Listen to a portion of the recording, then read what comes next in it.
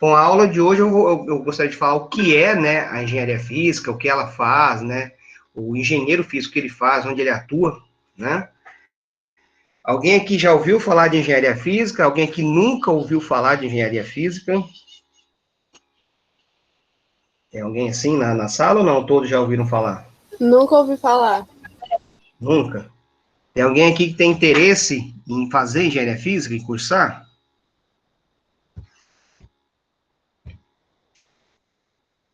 Eu tenho Bom, interesse. quem que é eu? Eu, Quem falou? Álvaro. Eu, Álvaro. Álvaro. Legal, Álvaro. Álvaro Augusto, deixa eu ver aqui. Bom, então vamos lá. Eu espero que ao final dessas aulas, né, eu consiga convencer mais alguns de vocês. Tá? O curso de Engenharia Física ele é um curso bem legal, tá?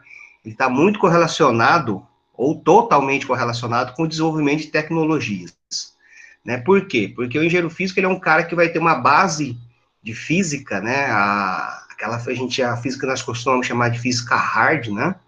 Então, ele vai ter uma base muito forte, né? E ainda vai ter as habilidades do engenheiro, né? Que é o transformar isso em algo prático, realmente, né? Colocar isso em prática, transformar num produto, num processo e coisas do tipo.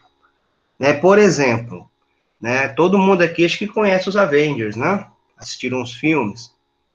Bom, pelo fato da engenharia física ser um pouco desconhecida, né? Os próprios autores, roteiristas, né, também desconhecem um pouco do curso.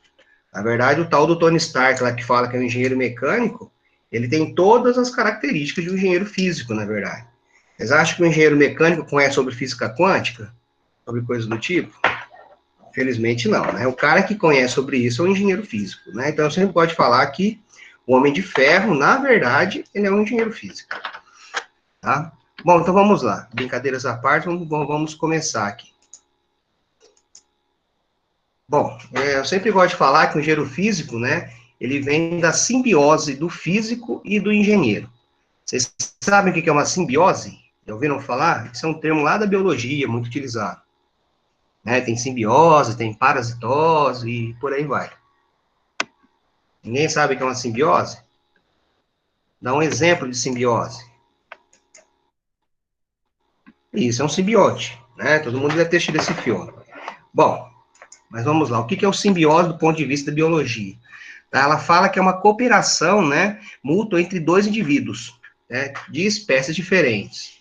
Bom, mas a parasitose também tem a ver com dois indivíduos. A diferença é que na parasitose somente um dos indivíduos ele tem um benefício, enquanto o outro, né, tem um malefício. Já na simbiose, não. Ambos os indivíduos eles têm essa cooperação mútua e ambos têm esse benefício, né? Por exemplo, aqui, esse é um estudo bem legal, onde mostra os crocodilos e esses passarinhos, né? Esses passarinhos, eles atuam como os palitos de dente, né, desses répteis.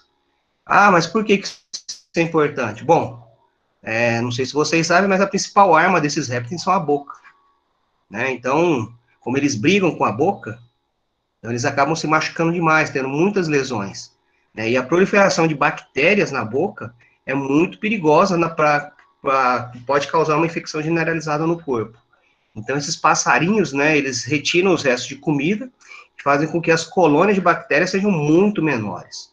Né? Isso acontece em outras espécies, por exemplo, nos hipopótamos, né, tem uns passarinhos que retiram os parasitas, né, aqui a gente consegue ver essas duas relações, tem a parasitose e a simbiose, né, a parasitose é onde tem os carrapatos, os sanguessugas grudados e simplesmente se alimentando do sangue do hipopótamo, enquanto esse passarinho ele come essas sanguessugas, né? Então, os carrapatos, as sanguessugas são os parasitas e já o passarinho ele atua como um simbionte aí na história. E é legal que esses estudos mostram, né, que nos locais onde esses passarinhos têm a comunidade diminuída, consequentemente, a comunidade de crocodilos e de hipopótamo também ela tem uma queda, né? Então, quer dizer que essa cooperação é muito importante. Bom, mas vamos lá. O que seria para a gente, né, a simbiose? Eu gosto de falar que tem a ver com a união das competências, né? Ou seja, com aquilo que é de melhor, né, na engenharia e na física, né? Então vamos lá, o que seria essas coisas? Bom, o físico, ele tem o físico básico que a gente fala, o cara que trabalha com física, não o professor, né, de física de colegial, mas o físico bacharel, ele tem algumas características que são bem interessantes, né? A primeira delas sendo que ela tem uma formação básica bem profunda, bem sólida, né? Então, o bacharel em física, ele tem muitas disciplinas dessa área que a gente chama de básica do ponto de vista que não está ligada à aplicação, mas sim à teoria, né? Então, tem essa base teórica muito aprofundada, né? Todo o físico bacharel acaba criando, né, uma capacidade de investigação muito alta. Capacidade de investigação no quê, né? De buscar, de desenvolver pesquisas, né? Desenvolver projetos e coisas do tipo, né? E acaba-se, né, criando uma metodologia, né, de como avançar no estudo de coisas que não se conhecem, né? No estudo de novas teorias. Né? A maior parte das teorias que existem hoje foram estudadas por físicos, né? Ou por equipe de físicos. Bom, e do engenheiro, né? O que o engenheiro tem de importante? Bom, uma das principais capacidades do engenheiro que eu acho excelente é a capacidade de inovar e de empreender, né? Então, durante o curso, o engenheiro ele acaba ganhando essas características, né? Tem algumas pessoas que têm essa característica mais acentuada, né? Mas são características extremamente importantes, características de inovar e de empreender. Além de tudo, né? Tem uma base muito boa a respeito de administração, gestão, né? E por aí vai, é capaz de gerenciar as coisas, né? Mas essas são partes, são características que o engenheiro no Brasil tem mais, na verdade, tem a ver com essas duas últimas, né? Com administração, gestão e capacidade gerencial. E isso, para mim, quando essas duas últimas características, elas se sobressaem as demais, eu acho isso ruim, tá? Do meu ponto de vista, porque eu transformo um engenheiro simplesmente num gerente, né? Então, um engenheiro não é um gerente. O engenheiro é um cara que tem a capacidade de gerenciar. É um cara que tem a capacidade de gerir, de cuidar, de ser o cabeça das coisas, de estar guiando, tá? Mas ele não é um gerente, tá? Isso é muito diferente. Mas, infelizmente, no Brasil, como um todo, boa parte dos nossos engenheiros atuam como gerente das coisas. Tá? Então, quando essas duas últimas habilidades aqui se sobressaem, isso para mim é ruim. O que para mim é excelente quando essas três trabalham juntas, tá? E principalmente do ponto de vista de inovação e de empreendedorismo, né? Empreendedorismo, né? Empreender não é apenas pensar, eu vou abrir uma empresa, eu vou abrir um negócio. Empreender é fazer algo diferente dos demais. Eu posso empreender dando uma aula, posso mudar minha metodologia, posso mudar a forma como essa aula é dada, eu estou empreendendo no campo do ensino, né? Então, empreender não é apenas do ponto de vista de abrir empresas, de construir empresas, negócios, né? Mas também tem muito a ver com isso, tá? Então, quando essas três características andam juntas, eu tenho um baita do engenheiro, tá? E daí surge o que nós chamamos de engenharia física, né? Eu junto todas essas coisas, né? Então, um cara que tem uma forte base teórica, capacidade de investigar, metodologia para avançar, para desenvolver pesquisa, né? E, além disso, olhando essas outras características, esse cara vai ter a capacidade de pegar essa base teórica, essas coisas que estão sendo desenvolvidas, sendo investigadas, e trazer isso na forma de um produto, de um novo processo, de uma nova tecnologia, né? Então, por isso que a engenharia física está totalmente ligada o desenvolvimento, né, de novas tecnologias. Bom, e o que a gente diz, né, que vão ser as habilidades, as características, né, do egresso em engenharia física? Esse cara ele vai ter uma formação multiespecialista aprofundada, né? O que quer dizer multiespecialista? Ele não é nem especialista e nem um cara politécnico. Um cara especialista é aquele cara que conhece muito bem de uma coisa. Um politécnico é um cara que conhece superficialmente, ou, sei lá, uma profundidade média aí de várias técnicas, mas ele não domina, não conhece exatamente tão bem todas essas técnicas. Ele conhece, né? Bom, mas o que é um cara multiespecialista? É um cara que conhece muito bem aprofundado algumas técnicas, não todas, mas algumas. Enquanto eu tenho um cara que é especialista, que é um cara que conhece muito bem uma técnica, um cara que conheça bem 2, 3 técnicas, né, é um cara que é chamado de multi-especialista, né? Então, uma das características da formação do engenheiro físico vai ser essa capacidade, né, de ser multi-especialista, tá bom? Essa é uma outra característica muito interessante que vem lá do físico, né, que é o aprender a aprender e saber fazer, tá? Esse saber fazer tem mais a ver com o engenheiro e o aprender a aprender tem um pouco mais a ver com os físicos, tá? Por quê? Porque o curso leva a gente a ter que se virar e aprender a aprender, né? Tem que dizer, o estudante, né, ele é levado a desenvolver essa capacidade de aprender realmente a aprender, né? Uma coisa é conhecer, ter ideia, ver lá na aula, gravar para 1, 2 aulas e depois apagar isso da memória. O aprender a aprender está muito mais profundo, né? A gente for pensar em termos em psicologia, né? Eu estou trabalhando com minha memória aí de longa duração. Tá joia? O cara da engenharia física, no engenheiro físico, ele vai dominar o know-how, né? Todos devem conhecer essa expressão know-how, que é o saber como, né? E também o know-why, que infelizmente isso aqui não é tão conhecido, essa expressão, que é o saber o porquê das coisas, né? O porquê daquela coisa. Então, isso é muito importante quando eu junto o saber como fazer alguma coisa e o saber o porquê de como fazer essa tal coisa, tá bom? Uma das coisas que que durante o curso, a gente vai tentar muito, né, fazer isso, é evitar a compartimentação do saber. Tá? O que é essa compartimentação do saber? Bom, todos vocês devem estar fazendo laboratório de física A, por exemplo, né? Vocês devem ter aprendido sobre como traçar gráficos. Todo mundo está aprendendo sobre isso? Já viu? Ou tem alguém ainda que não viu, que não viu nada disso? Sim ou não, pessoal? Eu já vi. Já viu, né? Bom, um exemplo típico de compartimentação do saber. Quando eu traço, por exemplo, todo mundo conhece a lei de Hooke, conhece?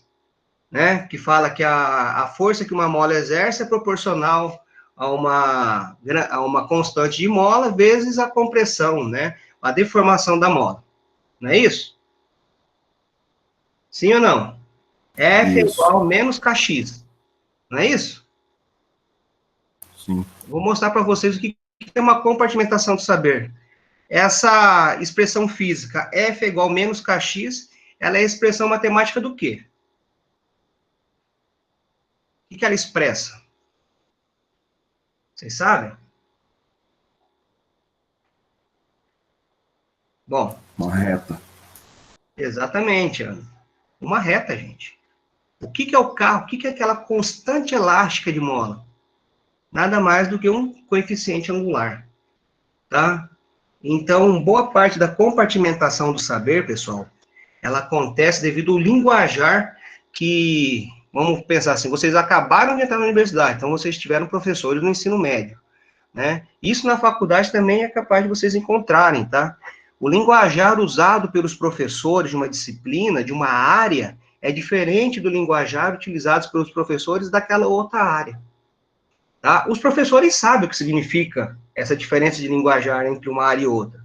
Mas vocês que estão entrando agora, muitos talvez não consigam fazer essa correlação direta. Tá? Eu, por exemplo, quando eu olho para uma equação física, eu já penso diretamente como seria ela expressa num gráfico. Né? Se eu vejo algo lá que depende de x, né, que é a primeira potência de x, eu falo, esse cara é uma reta. Se eu vejo que depende de uma potência quadrada de x, eu falo, ó, esse cara se comporta na forma de uma parábola, né? E por aí vai, né? Isso para o professor que já tem experiência, já tem maturidade matemática, isso é mais simples. Mas para vocês, acho que para muitos isso não é trivial. E essa diferença de linguajar gera compartimentação de saber. É como se eu tivesse dentro da minha cabeça uma caixinha para matemática, uma caixinha para física, uma caixinha para desenho técnico, e por aí vai. Isso, pessoal, isso no futuro gera muito problema. Tá? Então, uma das coisas que nós vamos evitar no curso, tentar evitar ao máximo, é essa compartimentação do saber. Eu, por exemplo, eu sou professor de Física A, né? Quando as nossas aulas eram presenciais, eu tentava dar inúmeros exemplos, né? Quando eu ia explicar alguma coisa, eu falava, pessoal, lá na matemática, isso aqui é chamado disso. Tá? Vocês estão fazendo cálculo, por exemplo, né? Daqui a pouco vocês vão estar vendo derivada, integral, né? No colegial vocês já viram, por exemplo, como calcular a taxa máxima de alguma coisa? Né? Tem uma razão entre duas grandezas, fala assim, calcule a taxa máxima disso. Já ouviram falar disso em matemática? Assim, Já, né? Então, a taxa máxima vocês vão ver que nada mais é do que a derivada primeira de alguma coisa, de uma determinada função, tá? Então, aquilo que você calculava geometricamente dava um trabalhão para fazer usando uma nova ferramenta, né, que é a derivada, é algo muito simples. E a gente vê muito isso na física, né? Calcule vazão máxima, calcule não sei o que tem a ver com isso? É um teste, uma derivada, tá? Então, durante as aulas, eu tento fazer muito isso, né? E os professores da física, né, estão alinhados nessa direção, de tentar evitar essa compartimentação do saber, né? E isso é uma das coisas que gera muito problema, né? Eu digo isso porque, por exemplo, a gente está a universidade, a UFLA, né, tem muitas áreas diferentes.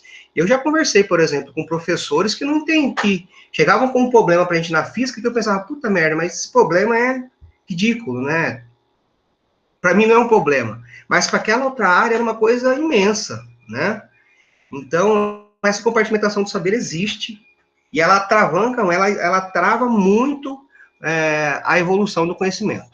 Tá? Então, o que a gente vai tentar demais durante o curso é evitar essa compartimentação do saber. Né? Um exemplo típico, né? Vamos lá, quando eu entrei aqui na universidade, eu fui convidado para uma banca, tá? De uma dissertação de mestrado, lá da engenharia de alimentos, onde a menina estava tentando desenvolver uma formulação de pão de queijo que pudesse ser assada no micro-ondas. Né? Muitos de vocês podem achar graça, tudo mais, né? Mas vocês pensam do ponto de vista de uma indústria, né? Uma fábrica que consegue desenvolver uma formulação de um pão de queijo, que é algo que praticamente todo mundo no Brasil gosta, que possa ser feito no micro-ondas em alguns minutos, né? Então, isso do ponto de vista de comércio, era uma coisa muito desejada. Bom, e essa menina fez, sei lá, umas 15 formulações diferentes, não conseguiu chegar naquilo que ela precisava, porque infelizmente para o pão de queijo assar, ele precisa de um tempo para que ocorram as reações químicas dentro dele, tá? A reação entre o amido, entre o glúten, essas coisas por aí vai, né? E ela não viu a diferença que dava. Ela colocou o pão de queijo naquela travessa de micro-ondas, né? Ela traçou como se fosse um raio em volta, né? E botou esses pão de queijos em volta de uma circunferência e um pão de queijo no centro. E ela simplesmente não entendia do porquê que a que estava no centro era diferente das demais, né? Então, você parar para pensar, todo mundo conhece o micro-ondas, né? Ele trabalha com aquele prato central girando. E ela traçou um raio e distribuiu o pão de queijo em volta. Falou, eu não entendo porque que os que estão nessa circunferência são iguais e o que está no centro é diferente. É muito simples o porquê. Eu só tenho duas posições do ponto de vista matemático. Todo mundo que está naquele círculo é como se fosse uma única posição. Porque quando o sistema gira, ele é chamado de simetria de rotação. Vocês vão ver isso com o passar do tempo nas disciplinas, né? O que é uma simetria. Então, do ponto de vista matemático, eu só tenho duas posições. E ela tinha distribuído 20 pães de queijo numa posição e um pão de queijo numa única posição. Eu falei, somente por isso, né? Então, são problemas, assim, que, por exemplo, para mim, que era um físico, era muito bobo, o pessoal da engenharia de alimentos era algo que eles não sabiam como explicar, né? Isso por causa do quê? Por causa de compartimentação do saber, tá? Esse é um exemplo que eu me deparei aqui na universidade. Bom, vamos continuar. Uma das características, né, muito importante que a gente quer colocar em vocês, para aqueles alunos que não tenham, talvez, isso, é que vocês adquiram uma visão humanística. O que é uma visão humanística? Tá? Uma visão que você não olhe só para você, mas você olhe para o seu derredor, né? Olhe para o seu próximo, né? E pense a respeito e tenha isso sempre em mente quando vai estar desenvolvendo um trabalho, um projeto. Por que isso é importante? Eu me lembro de uma aula dessa disciplina presencial que eu dei para acho que umas 3, 4 turmas atrás, onde um aluno me perguntou assim, professor, tem algum professor aqui na universidade que estuda obsolescência programada. Falei para ele, cara, eu nem sei o que é isso. Aí eu pedi para que ele me explicasse. Você sabe o que é obsolescência programada? Já ouviram falar? Alguém daqui já ouviu falar? Não, né? Bom, obsolescência programada é quando um fabricante desenvolve um equipamento, esse equipamento já sai com prazo de validade lá. Quer dizer, daqui tanto tempo esse cara vai quebrar, né? Daqui tanto tempo ele vai parar de funcionar. Então, acontece isso com muitos eletrônicos. Já vem programado dentro dele lá, que depois de tantos usos, tanto tempo de uso, para. Para que serve isso? Para estimular a compra de um novo equipamento, né? E você acha que isso é uma visão humanística? Sendo que eu poderia produzir, né, um equipamento, um eletrodoméstico, um eletrônico, que durasse muito mais tempo, né? Mas não, é feito isso para que ele quebre e seja adquirido um novo. Do ponto de vista de comércio, né, isso para a indústria, para o comércio, é muito importante, né? Fazendo a... Gente, fugiu a palavra aqui. Fazendo a economia rodar, né? Mas vocês imaginam para uma família de baixa renda se deparar com algo com isso, né? Quem que vocês acham que mais sofre com isso? Quem tem a capacidade de trocar ou aquele que não tem a capacidade de trocar? Né? Então, esse tipo de coisa não é visão humanística. Tá? Então, o que a gente quer, isso dentro de todos os cursos das engenharias, até mesmo da UFLA, né? É que vocês, discentes, ganhem essa capacidade de visão humanística. Tá? De se importar com o próximo, né? Trabalho voluntariado, que é importante, trabalho social. Então, essas coisas são muito importantes, né? Do ponto de vista de formação de uma nova sociedade. Né? A gente vê que hoje, isso praticamente a gente não vê, né? Todo mundo olhando para o seu próprio umbigo. Então, a gente quer quebrar essa coisa ruim, né? Infelizmente, aí surgiu aí já faz alguns anos, algumas gerações, que isso vem cada vez se tornando uma característica mais forte, né? Olhar para si próprio. Então, a gente quer incentivar em vocês que mude isso, né? Que vocês olhem para o próximo, né? Se importem com a sociedade como um todo, e sim, se importem com vocês também, com a família, né? Mas que tenham sempre isso em mente, tá? E uma outra coisa muito importante também, que é o último aqui, que acho que posso falar que seria o mais importante de todos, é menos informação e mais formação. Tá? Eu deixei grifado essas duas, em cores diferentes, essas duas palavras, né? Elas são muito parecidas, não são? Na verdade, a palavra formação está lá dentro de informação. Eu não sei se do ponto de vista... Me fugiu o nome da palavra, acho que é etimologia, que é a área que estuda a evolução de termos de palavras, né? Bom, vamos pensar que elas sejam palavras que surgiram uma mesma palavra primitiva, né? O que o prefixo in significa, vocês sabem? Você tem ideia do que significa o prefixo in quando eu uso uma palavra? Vocês conseguem pensar em outras palavras que têm a ver com informação, igual assim, ó, tem informação e informação. Palavras que só diferem pelo prefixo in? Bom, então vamos lá. Está todo mundo quieto? Eu vou dar uma palavra aqui. Sabe o que significa dependente? Né? É que você depende de alguma coisa. E o independente? Que não depende. Não é? Provável? Isso pode acontecer. E o improvável? Isso não pode acontecer. E tem várias outras aí, né? Então, esse prefixo in, ele tem a ver com uma negação, né? Ele é como se fosse uma negação, como se fosse um não, né? Antes da palavra. Então, aqui é muito complicado. A gente for olhar, então, informação seria uma negação de formação. Né? Então, isso é muito complicado. E, infelizmente, pessoal, a informação é o que vocês têm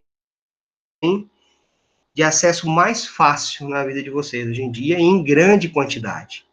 Tá? Qual que é o grande... professor, então eu tenho que ficar preso no meu mundinho sem ficar olhando notícias? Eu falei, não é isso. O grande problema da informação é que vocês têm uma enxurrada de informação na internet, em qualquer mídia social, em qualquer lugar que vocês forem, só que são informações que, do ponto de vista, é uma informação superficial, né? E só está ali na superfície daquilo, e isso é ruim, né? Essa grande quantidade que a internet hoje trouxe de informação, isso é ruim, por quê? Porque muitos param por aí, né? Ah, me suja, eu tô com a dúvida de tal coisa, eu vou lá e jogo no Google. Então, o Google vai lá, soltar a primeira página que aparece ali, eu já procuro, já tomo aquilo dali como verdade, ponto final. Bom, será que isso é a forma correta? Será que isso aí tem a ver com formação? Né? Formação é aquilo que você aprende, aquilo que se consolida, é conhecimento consolidado na vida de vocês, né? Então, isso é que nós vamos prezar no curso, que tenha muito mais formação, que é conhecimento que vocês ganham e que ninguém retira, né? Conhecimento verdadeiro. Já informação, não. Eu posso ter muita coisa que é falsa, né? Vide hoje em dia as fake news, né? Tem muito a ver com essa questão de informação, essas coisas de fake news, né? E trazem muitos problemas. Já devem ter se deparado com várias fake news sendo compartilhadas por WhatsApp e qualquer outro programa, outro aplicativo de troca de mensagem. Já viram ou não já viram? Né? Há um tempo atrás, antes da pandemia, tinha um tipo de movimento contra vacinas. Vocês sabiam disso? Tinham várias doenças que haviam sido eliminadas por campanhas de vacinação massivas, né? Eram problemas que não se via, mas por causa de alguém que posta lá que vacina pode provocar doença, vacina faz mal e não sei o quê, começaram a surgir doenças que tinham sido erradicadas do território nacional, elas voltaram a surgir. Sarampo, rubéola, cachumba, né, coisas que eram erradicadas há anos, voltaram a surgir, né? Por causa do quê? Por causa desse compartilhamento, né, de informações falsas, né? E isso é muito perigoso, gente. Muito perigoso mesmo, né? Então, tenham cuidado com a informação, né? O que eu estou dizendo para vocês não é para vocês pararem de ficar informados, de correr atrás, de buscar, né? Estou falando que vocês têm que tomar cuidado, tá? O que eu sempre faço, quando eu recebo algo assim que eu acho um pouco estranho, eu vou atrás de averiguar se aquilo é verdade ou não, antes de eu estar compartilhando, tá? Eu sou tido como o chato em vários grupos de WhatsApp. Que a pessoa manda aquele negócio porque acha que é verdade, né? Porque alguém mandou, e não viu se aquilo é um boato ou não, se aquilo é uma mentira ou não, né? E eu logo em seguida mando lá que aquilo é uma mentira, né? Esse negócio me incomoda demais, esse tipo de coisa, nessa manipulação de informação, né? Então, tenham muito cuidado, porque eu estou dizendo que vocês têm que verificar as fontes antes de estar compartilhando uma informação, principalmente que é algo assim bem estranho, né? Então, ganhe como é que eu posso dizer? Me fugiu a palavra. Eu tenho problema, tá, pessoal, com essa questão de esquecer palavras-chave, tá? Mas ganhe essa característica de sempre estar checando se isso é realmente uma verdade ou não, antes de disseminar alguma coisa, tá? Vamos lá, vamos falar um pouquinho da engenharia física, da onde que essa engenharia física surgiu, né? Que é um curso novo, ninguém conhece. Bom, vamos lá, engenharia física, o primeiro curso de engenharia física surgiu lá em Illinois, na Universidade de Illinois, nos Estados Unidos. Olha quando que ele foi criado. 1917. Opa! 1917, né? Muito tempo atrás, ali na época da Primeira Guerra Mundial, né? E ele foi criado, né? Pensando, né? Tem até aqui, ó, bacharelado no programa de engenharia física, né? Distinto da física, do currículo de física padrão, foi iniciado, né? E esse professor falava, né? Que devido à guerra, né? Primeira Guerra Mundial, iria demonstrar o verdadeiro valor, né? Que esses físicos, engenheiros físicos, né? Teriam para o governo, indústria e para a academia, tá? Bom, ele começou lá em 1917, mas tem uma coisa importante aqui, ó. Ele fala aqui, ó, although no one knows, né? O que significa isso? Ele foi aberto em 1917, mas não teve ninguém que entrou. Mas o importante é que ele iniciou lá em 1917, tá? E aí, esse curso começou a disseminar, né, em outras universidades. Foi lá na Universidade de Oklahoma, né, começou em 1924, né? Isso aqui são, esses dados aqui é de 2013, se não me engano, 2012, tá? Essa daqui eram as 6 melhores universidades nos Estados Unidos no curso de Engenharia Física, né? Vocês conhecem alguma dessas? Bom, nós temos a Cornell, temos aqui o Caltech, a Universidade de Illinois teve o primeiro curso, temos Berkeley, temos Stanford, temos a Virginia Tech, né? São faculdades excelentes, né? E aqui marcado no mapa, aqui são onde tem o curso de Engenharia Física nos Estados Unidos. Tá? Mas e na América? Bom, na Colômbia nós temos alguns, no México, no Chile, Peru, Cuba, Canadá, né? Na Alemanha, né, nós temos, aqui tem 2 divisões, né? Universidade e faculdades. Tá bom? Qual que é a diferença? A universidade, para uma instituição ter o título de universidade na Alemanha, ela precisa ter realmente cursos em todas as áreas do saber. Tá? Então, aqui abrange todas as áreas, as universidades abrangem todas as áreas. Então, nessas instituições, tem curso de todas as áreas. Faculdades, não, faculdades podem ser focadas em uma determinada coisa, né? Então, e essas aqui são as que tem lá na Alemanha. Vamos lá, na Europa. Bom, a gente olhar aqui na Europa, né, fazendo uma busca dentro desse portal aqui de universidades, né, isso lá em 2013 foi quando foi feita essa busca, tinham lá 221 cursos de engenharia física na Europa, tá? A gente olhar aqui, por exemplo, na Suécia, né, 26 cursos, na França, 37, no Reino Unido, 58, né? Então, são cursos já bem disseminados no mundo. Bom, e no Brasil? Vocês sabem onde tem no Brasil? Bom, no Brasil nós temos alguns. Aqui tem só uma única coisa aqui com a Universidade Federal do ABC, que o curso deles lá não é diretamente o curso de Engenharia Física, mas é um curso muito similar ao curso de Engenharia Física. Então, a gente sempre coloca na Universidade Federal do ABC como se fosse o curso de Engenharia Física, tá? Mas temos nessas universidades, só tem o logo de algumas aqui, tá? Mas tínhamos um total de 11 universidades, tá? E a UFLA foi a 12ª universidade a ter o curso de Engenharia Física no Brasil. Tá? E uma coisa legal que a gente viu nesses cursos, né, a gente tem conhecimento sobre isso, que esses cursos, né, ele tem de ter uma vocação na formação dos engenheiros físicos, né, quer dizer, esses engenheiros físicos, eles tendem a trabalhar num determinado ramo do mercado e tem a ver muito com a vocação da universidade onde ele está inserido. Por exemplo, né, na UFSCar, que foi o primeiro curso que surgiu em 2001, tá? Foi quando eu entrei na universidade, eu entrei lá no UFSCar, só que eu entrei no curso de Física, bacharelado em Física. Né? Foi a primeira turma que entrou como Engenharia Física, né? Foi no ano de 2001, quer dizer, já é um curso que já é maior de idade, né? Nós estamos em 2020, já tem um curso aí que tem 19 anos. Bom, e lá é uma coisa muito forte, não só na UFSCar, né, mas como na cidade de São Carlos, tá? É a área de materiais, de pesquisa e desenvolvimento de materiais, né? Então, esses alunos tendem a trabalhar lá, né? Por exemplo, na Federal do ABC, né? O ABC ele é muito conhecido ali por ser o polo automotivo brasileiro, grandes montadoras estão lá, né? A Universidade Federal do Rio Grande do Sul é muito conhecida pela área de microfabricação, nanofabricação, né, e por aí vai, temos vários. E esses alunos tendem a trabalhar nessas áreas, tá? Tendem a se inserir no mercado devido à vocação da universidade, da área, da macro-região onde ele está ali. Mas não quer dizer que está limitado a isso, né? Bom, e nós temos a UFLA. Vocês têm ideia qual que é a vocação da UFLA?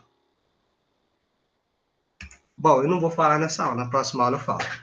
Vocês vão pensando a respeito, qual que seria aí a área onde teria grande probabilidade dos engenheiros físicos estar trabalhando. Bom, a gente está falando de engenharia física, eu falei que o engenheiro físico é aquele cara que vai ter a capacidade, né, de trabalhar com o desenvolvimento de novas tecnologias, novos processos, novas metodologias, né? Bom, mas o que tem de correlação, então, com avanços na física e na tecnologia? Será que existe uma correlação direta? Né? Quando algo foi estudado na física, será que isso gerou a criação de uma tecnologia? Será que tem a ver, então, o desenvolvimento, a pesquisa numa área na física com o desenvolvimento de novas tecnologias? Tá? Então, essa é a ideia, que é o que a gente quer mostrar, que eu quero mostrar para vocês. Vamos lá. Né? A gente sabe que avanços na física, sim, geram novas tecnologias, né? Ou ajudam no desenvolvimento de novas tecnologias. Tá? Por exemplo, né? Estudos na área do eletromagnetismo possibilitaram o desenvolvimento de dispositivos elétricos, motores elétricos, na área de ondas eletromagnéticas, o desenvolvimento de eletrônica e comunicações, na física quântica também de dispositivos eletrônicos, né, que funcionam baseados em princípios da física quântica, né, como transistores, diodos, a espintrônica, que está muito no momento, avanço na fotônica e no estudo de radiação, né, o desenvolvimento de lasers, LEDs e coisas do tipo. Né, vamos ver eles um pouco mais detalhados, né? Então, por isso que a gente acredita, né, fortemente que o engenheiro físico é o cara que vai trabalhar exatamente aqui no meio, né? É o cara que vai ter a capacidade de pegar uma determinada área de estudo, uma coisa de estudo ali da física e conseguir converter isso numa nova tecnologia, né? É o cara que vai ter a formação para isso, vai ter o conhecimento para desenvolver essas coisas, né? Vamos lá, no eletromagnetismo, por exemplo, né? Esse cara aqui, ó, Alessandro Volta, esse cara inventou a pilha em 1800, gente. Para que servia a pilha em 1800? Para que era importante armazenar carga em 1800? Vocês têm ideia? Bom, mas e hoje? Será que é importante? Né? Pilha nada mais é do que uma bateria. Será que é importante isso? Extremamente importante, uma das áreas que está em maior desenvolvimento hoje em dia. É o desenvolvimento de baterias melhores, mais eficientes, né, mais baratas, mais duráveis. Né? Não sei se vocês sabem, mas a bateria mais eficiente hoje em dia é a bateria chamada lá de íons de lítio. Né? Todo mundo tem uma bateria dessa aí em várias coisas aí, principalmente no celular. É baseado nessas baterias, né? Isso está sendo muito estudado hoje. Por quê? Porque está se buscando, né, formas de energia limpa, né? Principalmente no ponto de vista automobilístico, né? Desenvolvimento de carros elétricos, né? Não somente carros, hoje em dia tem tudo elétrico, né? Mas fazer com que essa tecnologia se barateie cada vez mais e se torne acessível a muita gente, tá? Carros elétricos existem? Sim, existem, mas quem tem acesso? Né? E no Brasil ainda, quem tem acesso? Menos ainda. Por quê? Porque são muito caros ainda. Né? Então, esse desenvolvimento de novas baterias é um dos principais entraves no barateamento dessas tecnologias. Né? E eu falei dos íons de lítio. Só estudar íons de lítio. Bom, tem um grande problema aí, pessoal, que é o lítio. Tá? O lítio é um cara caro. Tá? A quantidade dele é muito limitada. Né? Então, isso com o tempo vai se tornar cada vez mais caro, porque ele vai se tornar escasso, né? Vai ser difícil encontrar esse cara, e quem tiver esse cara, né, vai simplesmente aumentar preço, né? Então, tá muito complicado. Bom, mas quem que é o primo primeiro ali do lítio? Vocês conhecem a tabela periódica, a família 1A? Quem que é o cara que está logo abaixo do lítio? Tem as mesmas características, só tem massa atômica maior. Vocês sabem quem que é? Ó, pessoal, vocês acabaram de sair do colegial, pelo amor de Deus. Vocês não conhecem a família 1A da tabela periódica? Alguém abriu o microfone e fechou rapidinho aí. Não precisa ter vergonha, pode falar. É lítio. Sódio. Sódio, exatamente. O que é o sódio, gente? Onde que o sódio está em abundância? O sódio está em abundância dentro do sal, né? É o cloreto de sódio. Os oceanos estão cheios, né? Existem desertos de sal no mundo, alguns, né? Bem grandes. Então, você já imaginou eu sair de um cara que é escasso, difícil de se encontrar, para um cara que é totalmente abundante, e tem as mesmas características de valência, de eletronegatividade, coisas do tipo, né? Então, tem pesquisas muito fortes na área tentando desenvolver baterias de sódio, baseado em íons de sódio. Por quê? Se eu tenho a matéria-prima muito barata, a facilidade de eu baratear uma tecnologia ela é muito mais facilitada. Tá? Então, é uma área de extrema pesquisa, de pesquisa de ponta nessa área de desenvolvimento de baterias hoje em dia. Tá? Então, aqui a gente tem um exemplo típico, né? O estudo do eletromagnetismo, esse cara desenvolveu a pilha. E para a gente, hoje, isso é impensável, os dias modernos sem baterias, né? Vamos lá, outros estudos dentro do eletromagnetismo, né? Entre o Horsted e o Ampere, né? E a gente fala que esses dois caras aqui foram os responsáveis, né? Por uma coisa extremamente importante, que foi a junção entre duas teorias na física, que era a eletricidade e o magnetismo, tá? Antigamente, na época desses caras, isso era separado. Cada uma era uma área. Tinha a área de eletricidade e a área de magnetismo, né? Eram teorias na física separadas. Bom, mas esses caras aqui notaram que quando se passava uma corrente, né, num determinado fio, por um acaso o destino tinha uma bússola ou alguma coisa magnética ali perto, quando se passava corrente, a agulha da bússola se desviava. Aí esses caras começaram a fazer testes e viu, se eu passo numa direção, a bússola gira para um lado. Se eu inverto a direção da corrente, a bússola gira para o outro. Eles estão falando, interessante. Então, num fio, quando eu passo uma corrente, eu gero um campo magnético. E isso, pessoal, não foi uma bobeirinha. Isso trouxe a unificação de duas grandes teorias na física, né? Se tornou uma única teoria, que é o eletromagnetismo. Né? Então, eles viram que uma corrente elétrica tem a capacidade de gerar um campo magnético.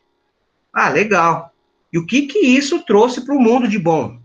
Gente, essa época aqui era a época da primeira revolução industrial, tá? Foi quando havia surgido os motores a vapor, né? Bom, já tinha os motores, professor, o que importa era movido a vapor. Para que aquele cara funcionasse, precisava estar queimando alguma coisa, fazendo essa outra coisa ebulir, né? Para gerar o vapor para se movimentar. A eficiência do motor a vapor é extremamente baixa. Eu gasto muita energia para gerar pouco trabalho. Tá? Pouco trabalho mesmo. A eficiência do motor a vapor está abaixo de 10%, mas bem abaixo, está ali por volta dos 5%. Tá? Para vocês terem ideia, então quer dizer, daquele 100% de energia disponível pela queima, só por volta de 5% é aproveitado na conversão na forma de trabalho. Então, é uma eficiência muito baixa, né? Bom, o estudo desses caras aqui levaram ao desenvolvimento do primeiro motor elétrico.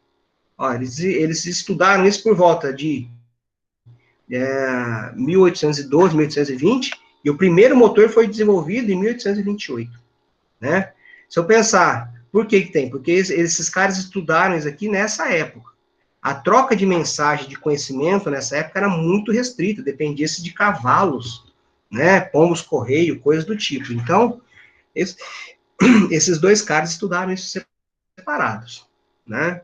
Então, até que esse conhecimento da física se tornasse uma tecnologia, demorou-se quase uma década, né? E isso trouxe uma coisa boa? Sim, isso é praticamente a segunda revolução industrial. Tá? Foi o surgimento dos motores elétricos, onde subiu-se ali a eficiência, né, muito alta. Nessa época, esse motor aqui devia ter uma eficiência por volta de uns 30%, 40%, né? Uma eficiência bem alta comparado com o motor a vapor. E um tamanho muito menor. Vocês imaginam o tamanho que tinha que ser uma caldeira para movimentar um motor a vapor. Então, não era só a caldeira, tinha que ter a caldeira, eu tinha que ter o reservatório onde a água ficava ali comprimida, né? Depois tem o reservatório de compressão do vapor, para depois movimentar o motor em si. Então, o tamanho era gigantesco desses motores. E o motor elétrico, não, pequenininho, comparativamente a esse motor a vapor. Então, isso trouxe um avanço tecnológico muito grande para essa época. Tá? Então, mais um exemplo. Vamos lá para o. Vou tentar correr aqui, tá? Eu acabo falando muito de história da física, eu gosto muito. Bom, então vamos lá. Esses outros dois caras aqui, ó, Faraday e Henry, tá? que esses caras pensaram? Pensaram, bom, se eu passar corrente elétrica num fio, eu gero campo magnético, será que o contrário é válido?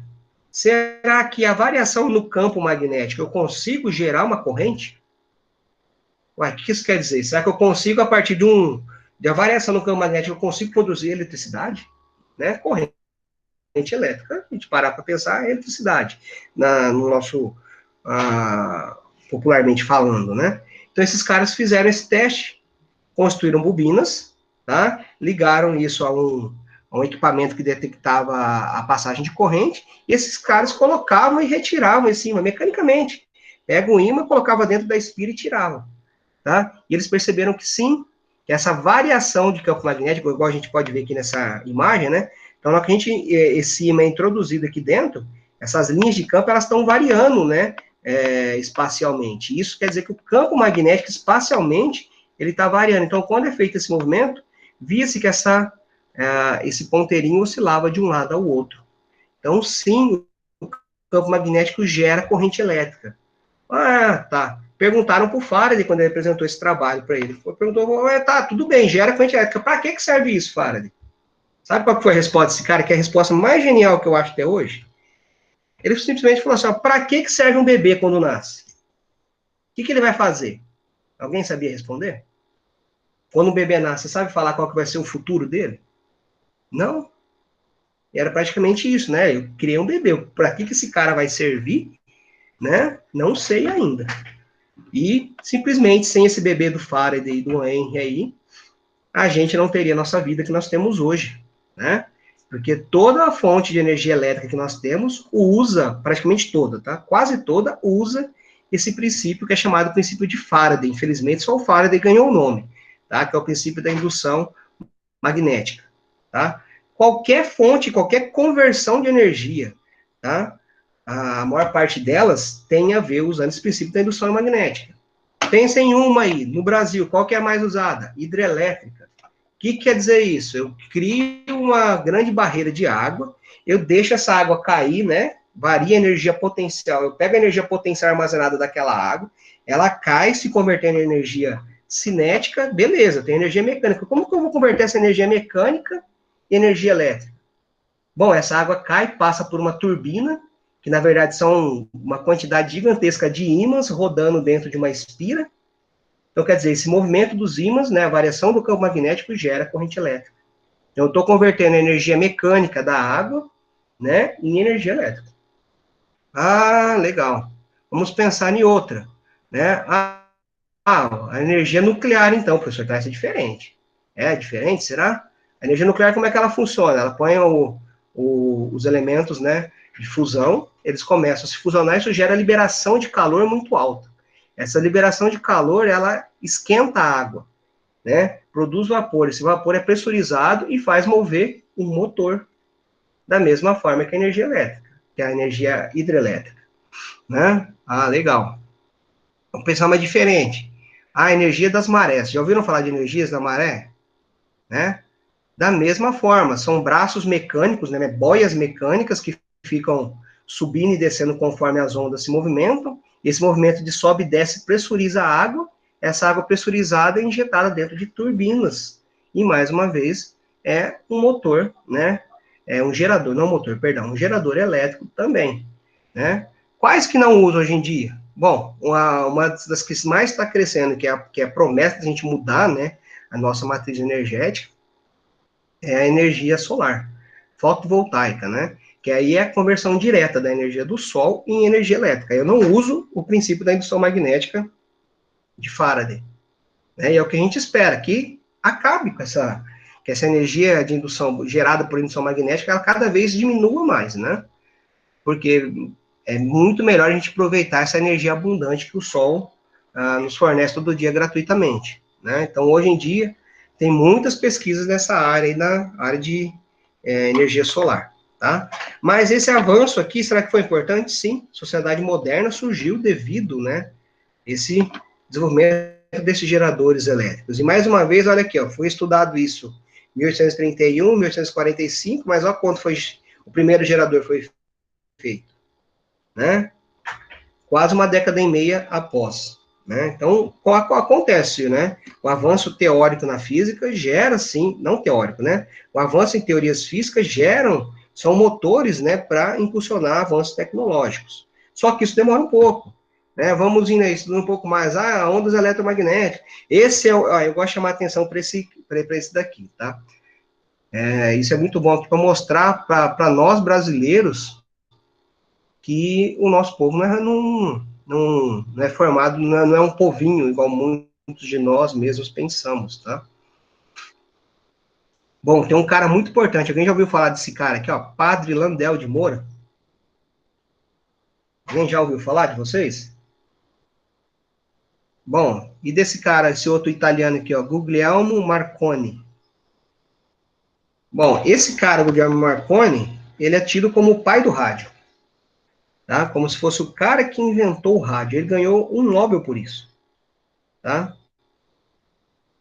Só que o cara que inventou o rádio de verdade, o primeiro a ser inventado, mas o que não recebeu as honras e as congratulações, foi o padre Landel de Moura. E ele inventou muito antes do que o Marconi, tá? Ele conseguiu fazer essas primeiras transmissões de rádio, acho que 1,5 décadas antes do que o Marconi fez. Só que ele era um padre, né? Ele não buscava essa enaltecer a si próprio na época, né? Então, esse conhecimento científico não foi divulgado, né? E o Marconi estudou isso separado lá na Itália. Não estou tirando aqui os méritos do Marconi. Eu estou tirando, né? Foi a falta de visibilidade que o padre Landel de Moura teve, né? Bom, o Marconi, em 1910, ganhou o Nobel por isso, tá? Então, aqui eu queria mostrar para vocês que, sim, no Brasil, temos, sim, grandes e grandes cientistas. Se a gente pensar no tamanho que é o Brasil, estatisticamente, nós temos muitas, mas muitas pessoas boas realmente, pessoal. Temos muitos talentos aqui, né? Muitos de vocês aí podem ser cientistas, podem ser engenheiros que vão fazer diferença, tá? Só precisam ser descobertos, né? Precisam ser treinados, né? Isso é muito importante. Aproveitem a todas as oportunidades que a universidade fornece para vocês. Vamos seguir aqui. Então, a gente teve o Hertz estudando as ondas eletromagnéticas, e depois temos aqui o primeiro ponto, foi o desenvolvimento do rádio, né? Comunicação. Né? Como eu havia falado para vocês, o grande problema da divulgação, né, nessa época de informações, tinha a ver com essa dificuldade de se divulgar, né, de transmitir essa informação, né? Por quê? Porque eu precisava, sei lá, de um cavalo, de um carro, do que quer que seja, né? Precisava de um meio material, físico, de transporte dessa informação. Bom, esses caras aqui conseguiram um meio material físico, né, que transporta ondas eletromagnéticas agora, né? Não preciso ter alguém que leva, não preciso ter um cara que vai lá, pega a informação do lado e leva para o outro. Não, esses caras conseguiram transmitir informação à distância. Isso, na época da Primeira Guerra, foi extremamente importante, tá? Esse desenvolvimento dessa telegrafia sem fio. Opa, passei muito aqui. Bom, vamos lá. Né? Outra grande área na física, né, que trouxe muitos desenvolvimentos, foi a física quântica. Esses caras que começaram a estudar física quântica lá no início do século XX, tá? Início mesmo, né? 1910, por aí mais ou menos, começaram a estudar muito fortemente essa área da física quântica, né?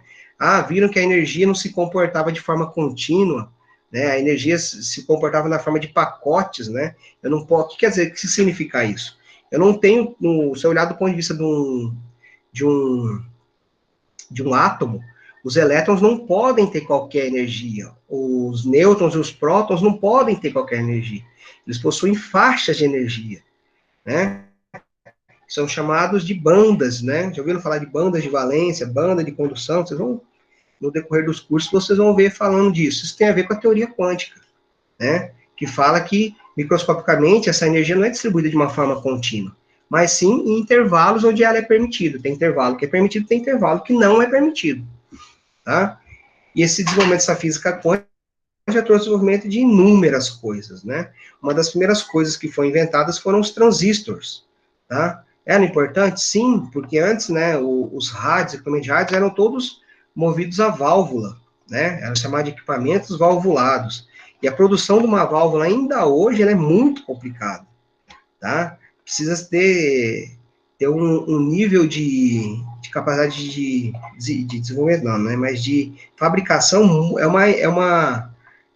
processo de fabricação muito minucioso para desenvolver uma válvula. Esses caras conseguiram desenvolver transistores, que fazem a mesma coisa que as válvulas faziam, em um tamanho muito menor e muito mais simples de ser feito, né? Então, isso eles conseguiram diminuir um rádio que era gigantesco, né, para coisas que eram bem pequenas, né? Isso foi estudado, né, lá no início do século, teve o desenvolvimento depois desses equipamentos que a gente usa isso à torto e direito hoje, né? Também gerou um Nobel, né? E isso trouxe, sim, avanços, né, na tecnologia, né? Esses 3 caras ganharam Nobel, tá vendo? Bom, um Nobel interessante é o Nobel do Einstein, né? Einstein é muito conhecido pelo quê? Pela teoria da relatividade geral e restrita, né? Foi muito conhecido por essa teoria. Só que na época que ele divulgou isso, pouquíssima gente acreditou nisso, né? Como é possível pensar que a matéria é capaz de encurvar o espaço? Né? Então quer dizer que o nosso espaço ele pode ser mudado pelo tamanho da matéria, pelo volume da matéria, pelo peso da matéria, né? Era algo extremamente... Era um pensamento muito estranho para a época dele, né? E a teoria dele só foi provada aqui no Brasil, sabia? O pessoal veio lá em Sobral, no Ceará, observar um eclipse total do Sol, né? E eles perceberam, sim, que os raios solares se desviavam, né? Devido à presença de corpos muito massivos. Então, eles viram esse desvio em ondas eletromagnéticas, né? Então, viram que a teoria dele estava legal. Mas a comunidade científica tinha transformado o Einstein em chacota por muitos anos, né? Então, falei, bom, o cara tá certo. Como é que a gente vai dar um prêmio para esse cara, né? Esse prêmio Nobel, né? Ele ganhou o prêmio Nobel pelo estudo, né, do efeito fotoelétrico, né? Ou seja, a incidência de luz em determinados materiais geram, né, removem elétrons, né, e tem a capacidade de gerar, né, energia.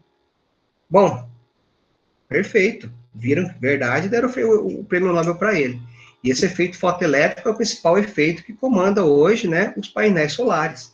São totalmente baseados no efeito fotoelétrico, né? Lógico, com muito mais estudo em cima disso, tá? Então, sim, são teorias, né, são áreas da física, que foram campos de estudo da física, que trouxeram, né, a criação dessas novas tecnologias, né? E vamos seguindo. Né, aqui nós temos outros, ó, só essa área de física quântica, olha a quantidade de Nobels que tiveram. Aqui tem 3, aqui tem mais 3, tá?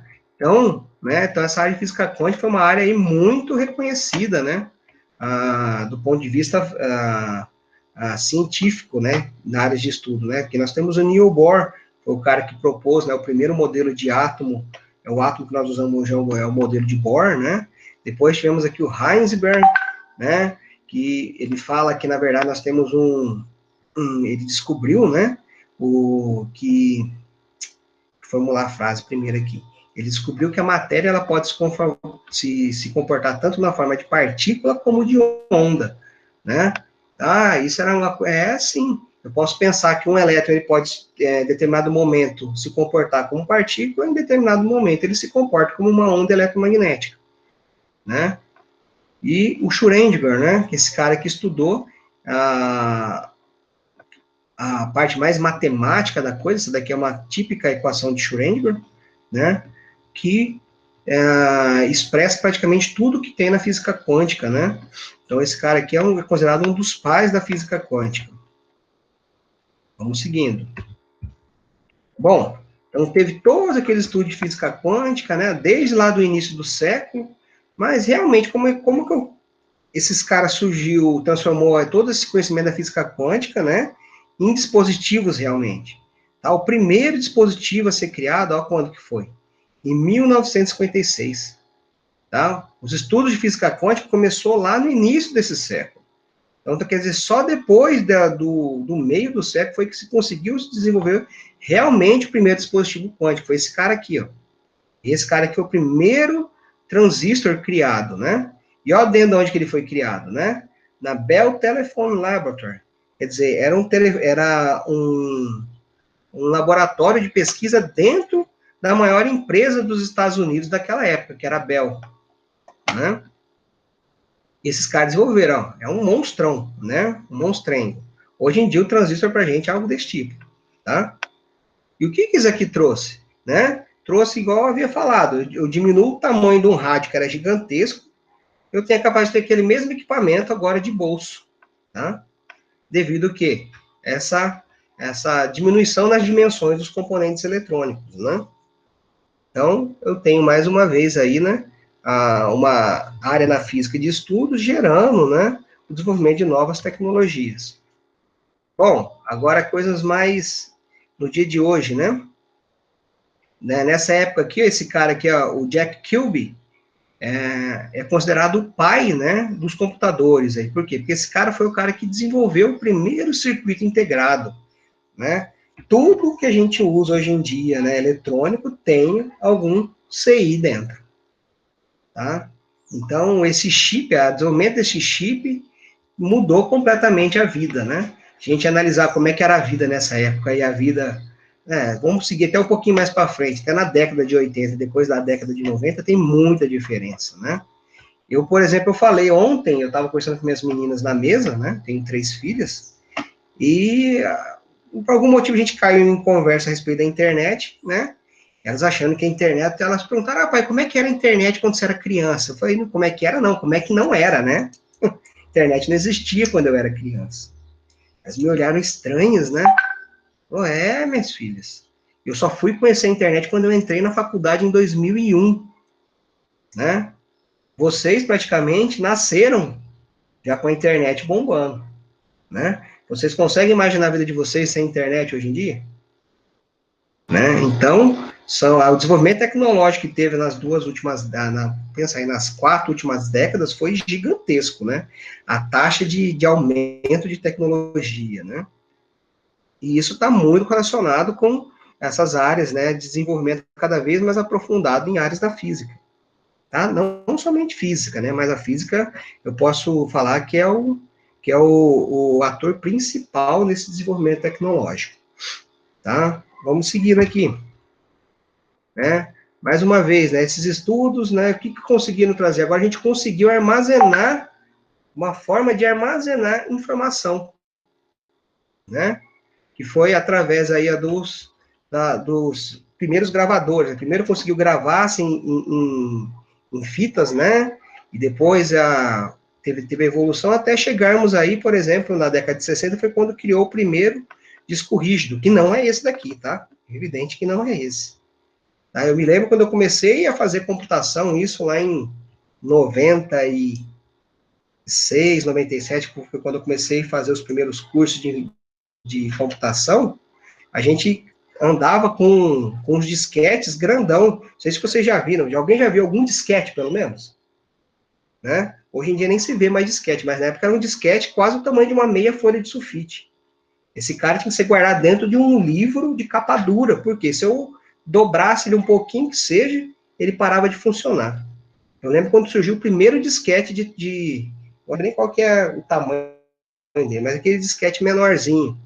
E tinha capacidade de guardar informação de 10, 15 disquetes daquele grande, né? E com o tempo isso foi cada vez mais evoluindo. Hoje em dia, nós temos, por exemplo, um pendrive que tem a capacidade de guardar, alguns aí, guarda até quase meio tera, né? Isso em pendrive, em um aparelhinho pequenininho, né? Então, essa evolução nesses equipamentos para gravar, né? Tem muito a ver com a área da física, né? Que a gente chama aqui de spintrônica, tá? Então, a capacidade de a gente tornar, né, um equipamento cada vez menor, eu tenho que avançar nessa área, né? E a spintrônica a gente está ajudando bastante nisso, né? Eu pegar um disco rígido, que é grande, né? Ele é bem grande, e transformar esse cara hoje em dia, por exemplo, numa memória de computador, né, de estado sólido, um SSD, que é pequenininho, comparado com esse disco que tem um movimento mecânico, né? Não preciso mais disso para guardar memória.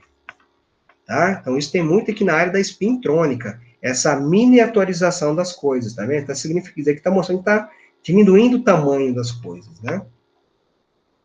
Bom, e tem uma área muito importante que gerou um Nobel para esses caras aqui, que é chamada de espintrônica de magnetoresistência gigante. Ui, o que é esse nome gigantesco, né? Bom, o que esses caras viram, né? Eles pensaram o seguinte, eu vou voltar aqui para mostrar, por exemplo, aqui é mostrado no material, né, como que eu gravo a informação, né? Eu defino um determinado sítio magnético, né? E eu guardo ali uma informação, né? Eu ponho essa setinha como se fosse um spin ali dentro salvo, né? Com a sua direção definida, tá? O que esses caras viram, por exemplo, foi, bom, eu não preciso só gravar informação aqui no centro, eu consigo gravar informação nas bordas desses sítios eletromagnéticos, né? Então, quer dizer, eu posso aproveitar algo que eu usava somente a área, posso começar a usar agora arestas para guardar informação. Então, eu aumento a capacidade de armazenar em mais do que o dobro, né, num mesmo material, né? Então, isso gerou para esses dois caras o Nobel.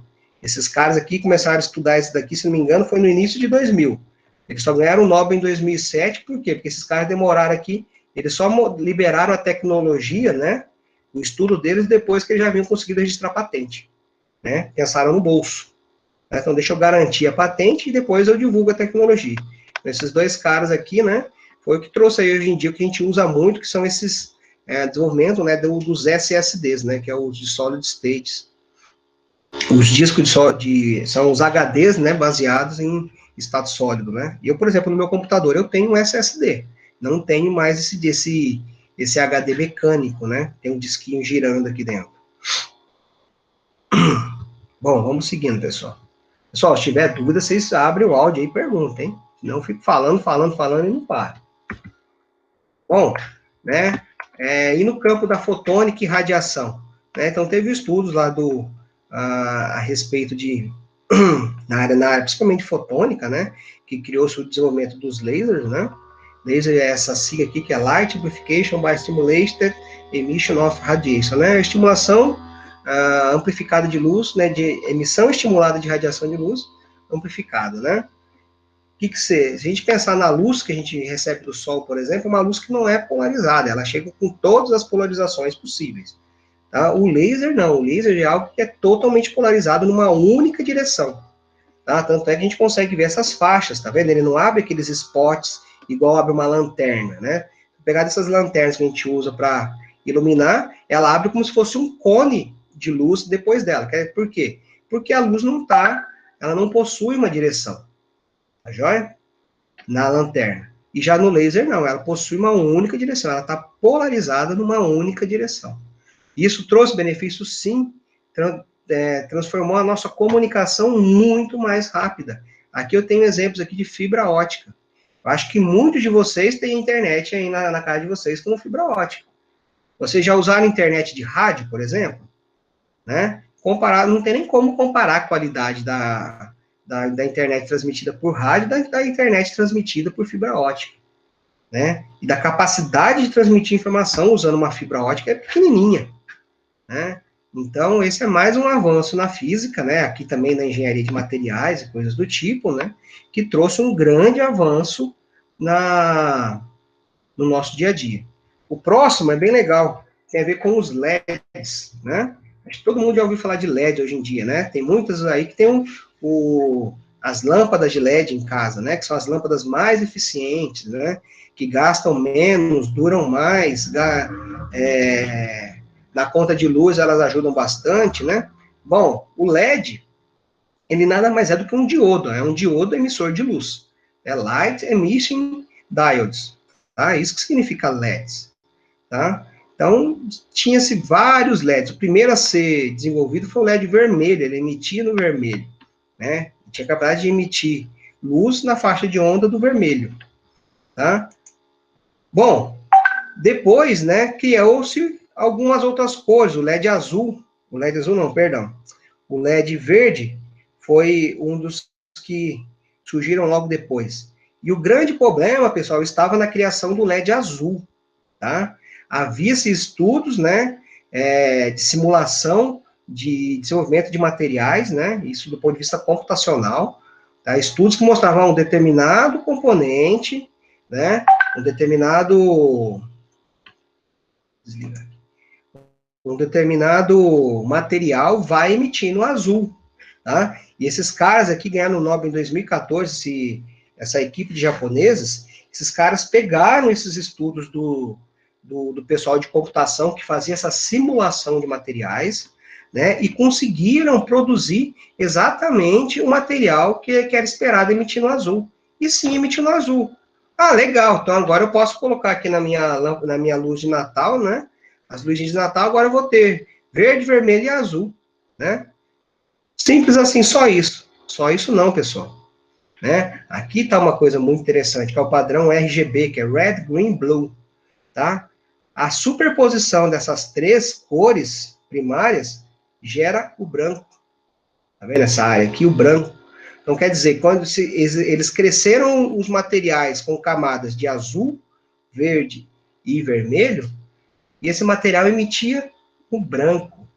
Pessoal, isso foi um avanço tecnológico muito grande para a gente. Isso aqui surgiu, ó, lá em 2012, 2010, esses caras, eles receberam um prêmio em 2014. Então, quer dizer, logo depois,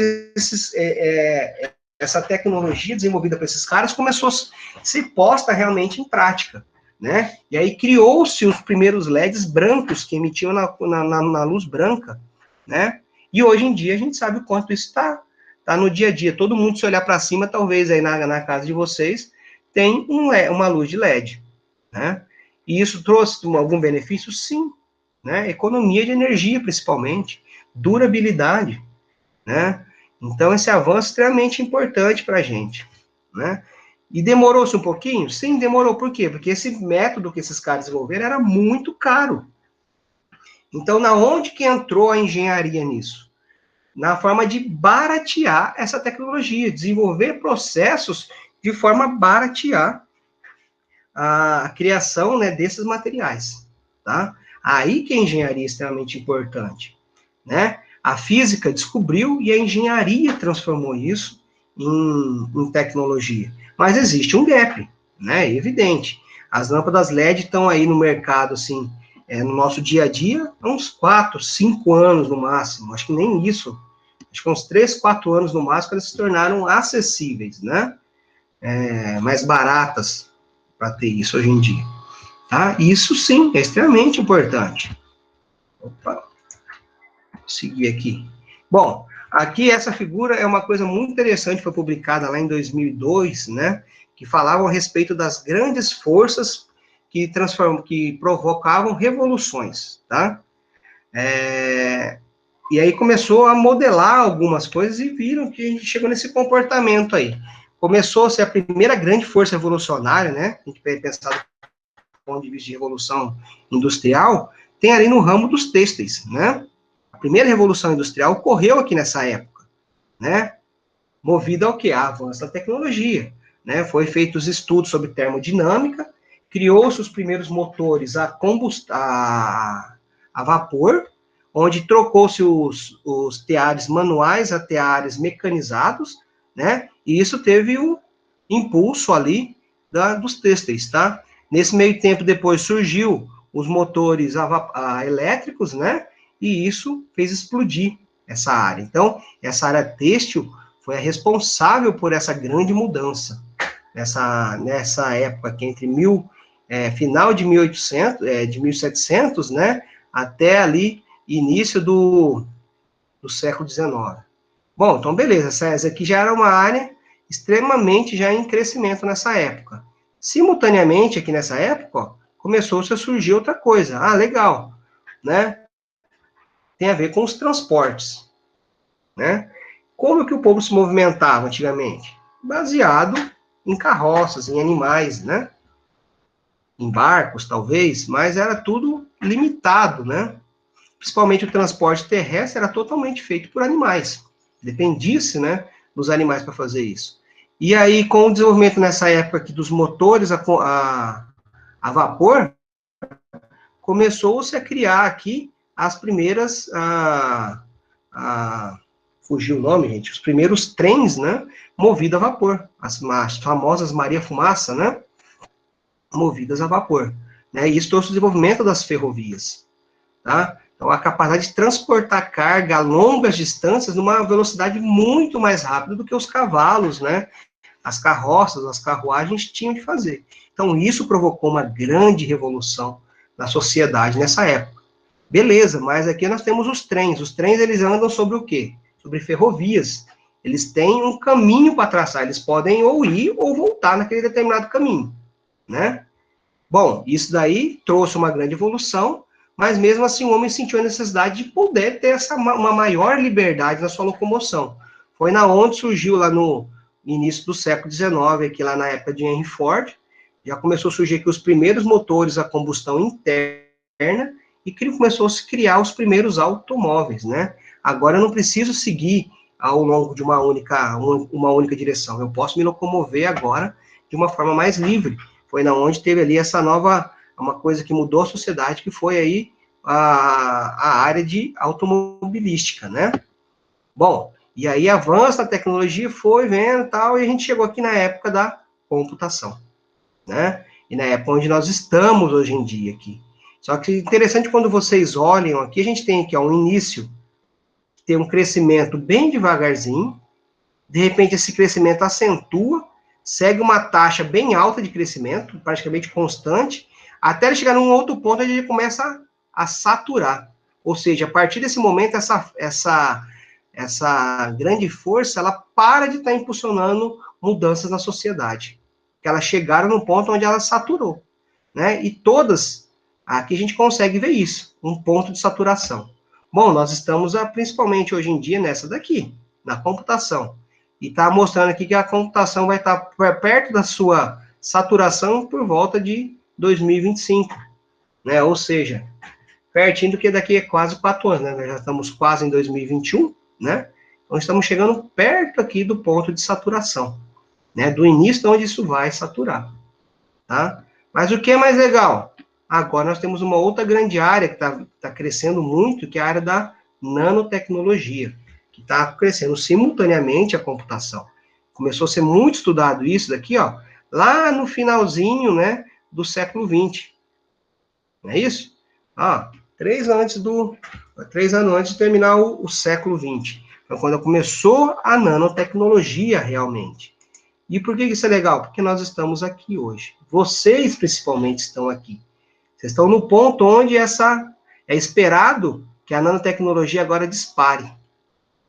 Tá? O desenvolvimento tecnológico baseado em nanotecnologia cresça muito nessa época. Ou seja, vocês estão aqui no momento exato do mercado, gente. Tá? O mercado que vocês vão ter na frente de vocês é muito propício para crescimento.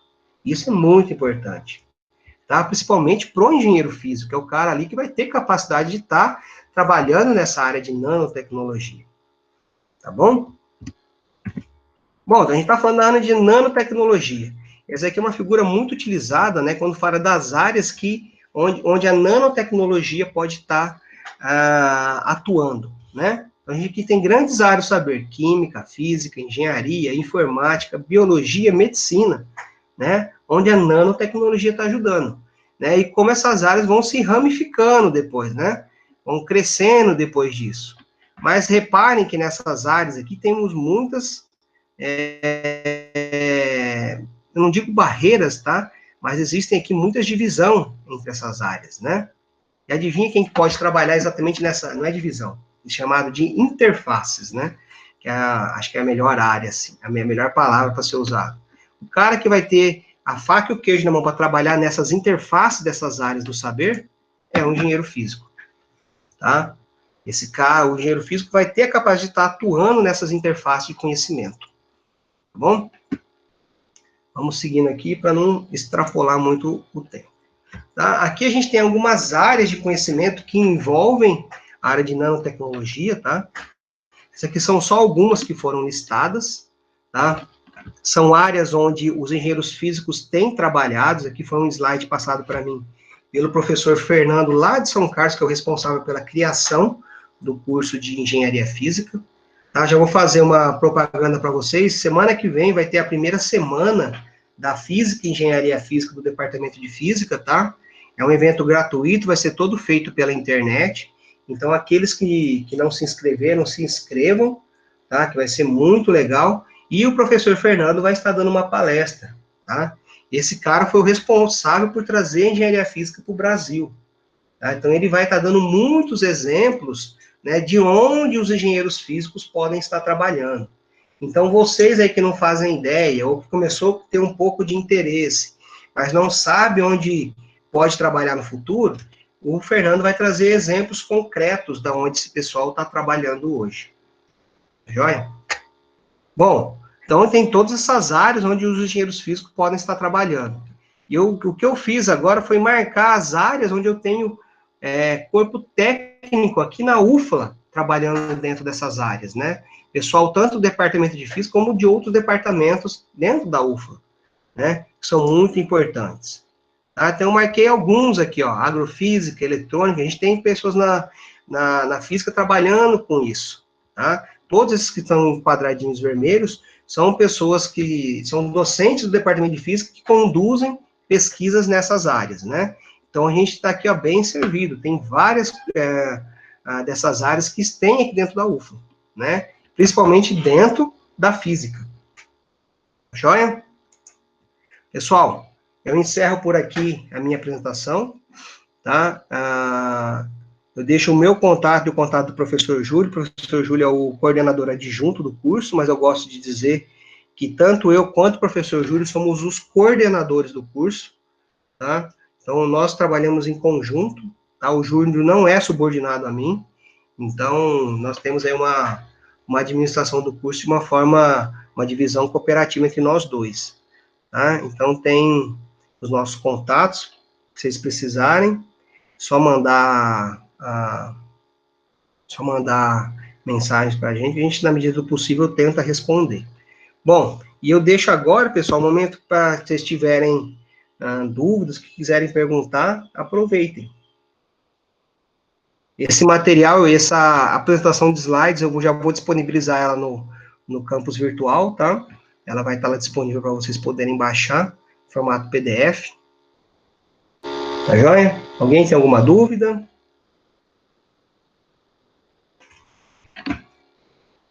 Alguém está aí assistindo ainda? Professor, Opa! eu tenho uma dúvida. Lá no Real, o senhor fala sobre alguns materiais para leitura que serão disponibilizados. Esses materiais seriam o slide de hoje ou mais algum documento que o senhor ainda vai subir para o campus virtual? Isso, são esses slides. Eu vou após cada uma das lives, eu vou disponibilizar o material. Tá? Ok, obrigado. Tá joia? Então, agora eu já vou lá, né, e já vou liberar esses slides lá. Tá? Vocês podem usar isso como material de apoio. Tá? Infelizmente, a gente não tem bibliografia focada em engenharia física, igual tem para os outros cursos, tá? A gente não tem nada, e não existe mesmo, pessoal. No Brasil não existe nada de bibliografia somente de engenharia física, né? Então, é muito difícil a gente fornecer algum outro material, assim, para vocês. Tá joia? Alguém tem alguma dúvida?